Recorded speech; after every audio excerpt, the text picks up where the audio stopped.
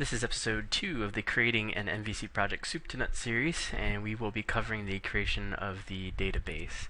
And just as a reminder, these videos are targeted at junior developers and or college students looking for a starting off point, and I am assuming that the viewer has a firm understanding of the C# language and object-oriented design principles.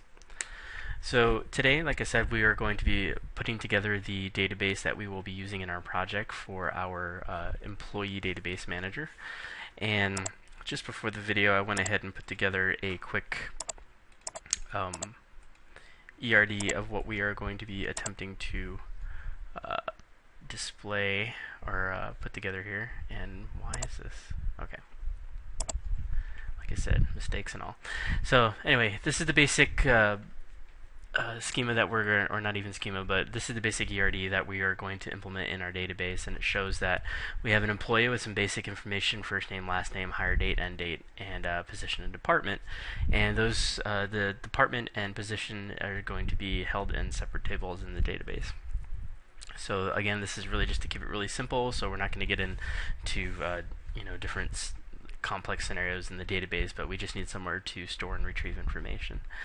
So like I said, this isn't scripted, so let's just go ahead and jump right in.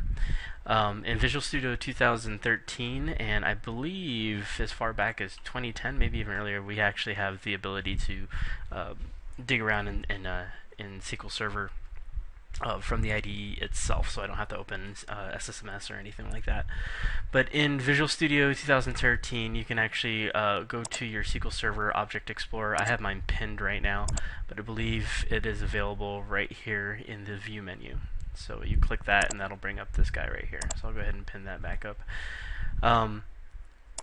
What you'll see here is the current databases that are set up in Visual Studio, and you can use them just like you would in Management Studio.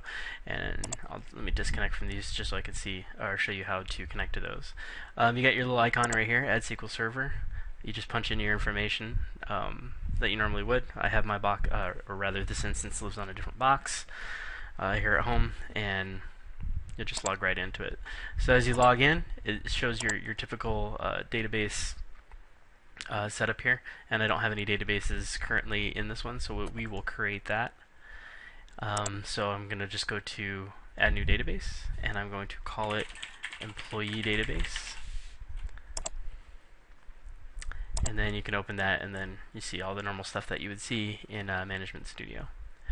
So I'm going to go ahead and go half screen here and unpin this stuff. Give me a little bit of working room, and we'll keep this in the side so that we can remember what the heck it is we're doing here. Okay, so the first table that we're going to create, I'm just going to right click and hit Add New Table, and I am going to just go ahead and create the employee table here. So the way that this is set up nowadays is you have your normal designer over here like you did in Management Studio, but it also, you can watch it create your SQL here in the bottom. And then you can go back in and fix all the stuff that you need to fix. So like I said, I haven't gone through this exercise in a long time, so we'll figure it out together here. So the first thing that's going to happen, obviously, is we are going to create the employee table. So I'm just going to go ahead and name this employee down here, only because I'm not 100% familiar on how to take care of that up here. But anyway, so we have our primary key, which is going to be employee ID. Definitely does not allow nulls, and we're not going to have a default value because it's a foreign key, right? So we're going to go ahead and add a foreign key over here, fk foreign key to table, and that will add it over here. And the reason that I'm wanting to do this is actually not what I wanted. Okay, so let's back up here. And what I need is a way to turn on this identity. So, one second.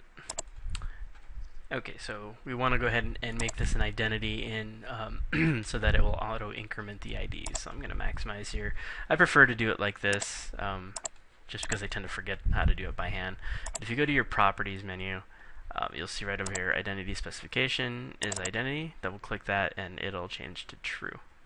So again, if you're unfamiliar with that, what that's going to end up doing is each time you create a new record, this employee ID is going to increment by 1, and it will be very unique in that it will not recycle these IDs, and you'll always get a new one each time you create a record. So that's that. That's an int. Pretty straightforward there. And now we'll go back and create the rest of these. So we'll do first name, and it defaults to nchar 10. I generally want to do the nvarchar, and then for first name, I think usually 50 characters is enough. That's all up to you. I do nvarchar just to make sure it's not a fixed length, right? So then we go last name nvarchar, and then last name I tend to go a little bit longer because people hyphenate their names. So I'll just say 100. Okay. And then our hire date, and obviously that's going to be date time and end date. Now what I'm using end date for, which will also be a date time, is I'm going to use this as an inactive flag. So if this is null, then we can consider this user to be active, right? And the reason that you do that, obviously, is because you don't want to hard delete anything out of a database typically. Instead, you want to be able to add them and deactivate them, so that when you create your views, you can say, give me all the employees that are still active, give me the ones that are inactive, or if you deactivated an employee, you can actually go back and reactivate them later. But this way, anything that has a dependency on this record of an employee doesn't get orphaned when you delete the record. And you can go through and do cascading deletes and all that stuff, but that's not good record keeping. So you generally don't want to hard delete anything. So we soft delete it by setting a flag. Some people do a bit here, and they'll do like a is active bit. I prefer to have an end date, and if it's null, then it is active. If it's not null, it'll contain a date. So you get two pieces of information out of that: A, that the employee is deactivated, and B, when they were deactivated. And that's what you'll use this field for.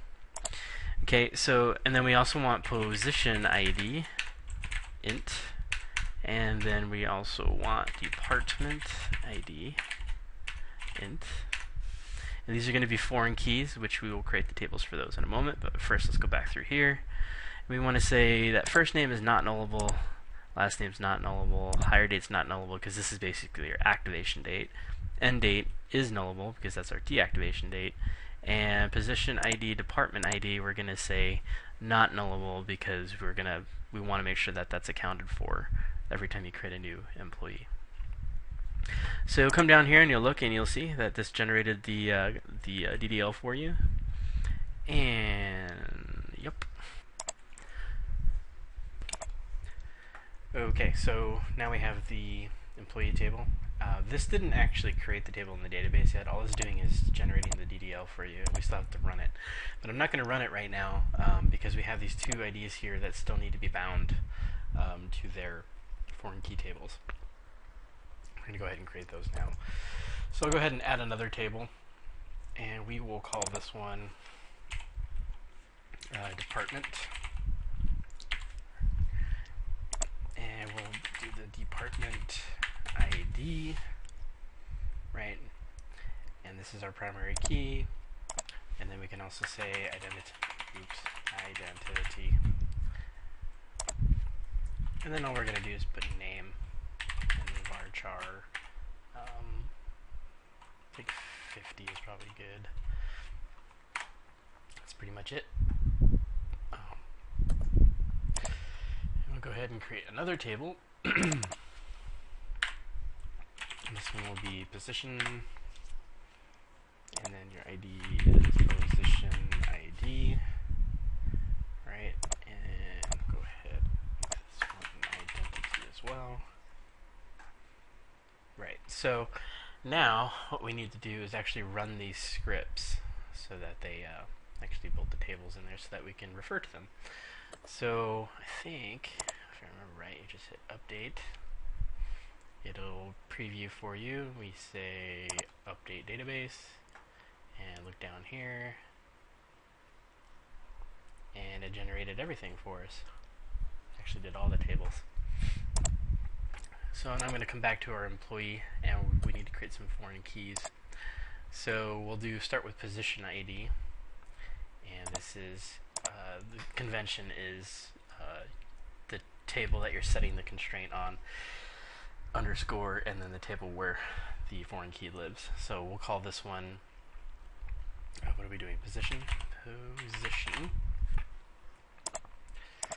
And then what it does is it stubs it out for you here, so you still have to kind of go in and do it by hand, I believe. So the foreign key is going to be the name of the column, right? So this is going to be position ID. So we'll just type in position ID. And then the table that it's referencing is going to be the position table. So we'll call that position. And then the name of the column that we are actually referencing, which is position ID, if you remember correctly. So position ID, and all this blood should go away. Gone. Okay. So what we did now is we created a constraint called employee position, and the name of the foreign key row in this table is position ID, which is this guy right here. And then we are referencing the position table right here and the position ID column, which is this guy right here. Sweet. So now we need to go do another one for the department. So we'll add another foreign key here. And like I said, naming convention is department. That stubs this out for us. And the column is called department ID. We are referencing the department table. And then department ID is the name of the column that has our key. Looks all good. Cool. So let's go ahead and update the database again. Boom. That should be good. And that should all be updated here. Employee columns, keys. I'm just checking some stuff here. You can see this is where it created those two objects. These are our key relationships, our associations here. Okay, so that's the table. Now one of the other things we need to do is create the stored procedures that are going to perform all of our CRUD operations on these tables. So this could get a little boring. So what I will do is I'll stop this video here and I'll come back in the next one. That way we can have a good separation of the video concerns here. So this was creating the table in the database, which follows this model right here. We've created the schema. We've updated the database, so now these tables live in the database. And the next thing that we're going to do is write the stored procedures that do all the retrieving and editing and deleting and all that stuff of each one of these entities here. And we'll come back and do that next video. See you then.